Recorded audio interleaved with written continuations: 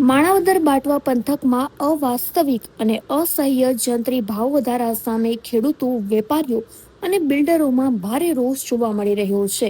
તંત્રએ ground report તપાસ્યા વગર જૂનાગઢ, ધોરાજી અને ઉપલેટા કરતા પણ વધુ દરો થોપી દીધા છે.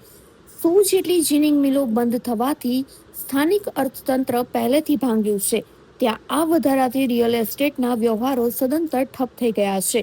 ઉદ્યોગપતિ રાજુ ઝાટકિયા અને બિલ્ડર બિપિન પટેલે મિલકતો જંત્રીના 60% ભાવે સરકારને વહેંચવાનો પડકાર ફેંક્યો છે. સ્થાનિકોએ કેન્દ્રીય મંત્રી મનસુખ માંડવિયા અને મુખ્યમંત્રી ભૂપેન્દ્ર પટેલને પત્ર લખી વર્ષ 2011ના દરો ફરી અમલી કરવાની માંગ કરી છે.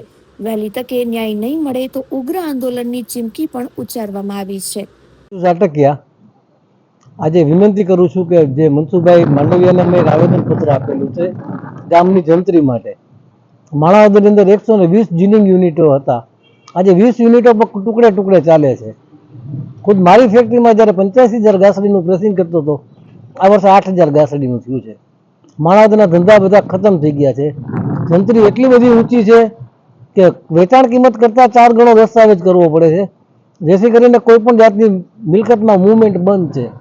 જો માણાવદરને એક પછાત ઝોન જાહેર કરી વધુ સબસિડીની રાહતો કે આપી અને સરકાર જો લાગણી બતાવે તો માણાવદરની મિલકતો જે બંધ પડેલી સડે છે એના મૂવમેન્ટ ચાલુ થાય અને તાલુકાની પ્રગતિ થાય.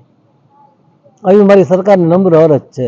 છેલ્લા 10-15 વર્ષથી માણાવદરનો જંત્રીનો મુદ્દો કાગડોળે ચડેલો હોય, જે સરકારી અધિકારીઓની કદાચ ભૂલ હોય અથવા તો સર્વેની અંદર જૂનાગઢના ભાવ માણાવદરની અંદર લાગેલ હોય, તેનું આવેદનપત્ર 2024 અને 2026માં કેન્દ્રીય મંત્રી મનસુખભાઈ માંડવિયા અને આપણા મુખ્યમંત્રી શ્રીને અનુસંધાને એક આવેદનપત્ર આપેલ છે.